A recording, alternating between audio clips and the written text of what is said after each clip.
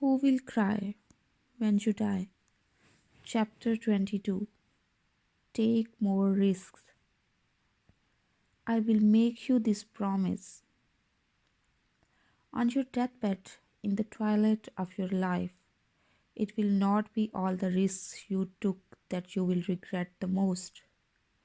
Rather, what will fill your heart with the great amount of regret and sadness will be all those risks that you did not take, all those opportunities you did not seize, and all those fears you did not face. Remember that on the other side of the fear lies freedom, and stay focused on the timeless success principle that says life is nothing more than a game of numbers.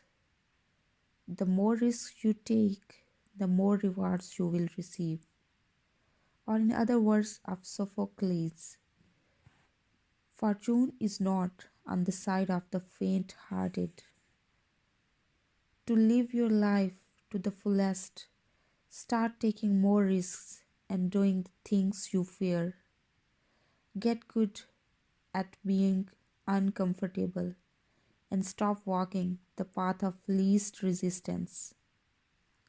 Sure, there is a great chance you will stub your toes when you walk the roads less traveled, but there is only way you can get anywhere. As my wise mother always says, you cannot get to third base with one foot on second. Or as entry guide observed, one does not discover new lands without consenting to lose sight of the shore for a very long time. The real secret to a life of abundance is to stop spending your days searching for security and to start spending your time pursuing opportunity. Sure, you will meet with your share of failures if you start living more deliberately and passionately. But failure is nothing more than learning how to win. Or, as my dad observed one day, Robin, it's risky out on a limb, but that is where all the fruit is. As I wrote in an earlier lesson, life is all about choices. Deeply fulfilled and highly actualized people simply make wiser choices than others. You can choose to spend the rest of your days sitting on the shore of life in complete safety, or you can take some chances, dive up into the water, and discover the pearls that lie waiting for the person of true courage.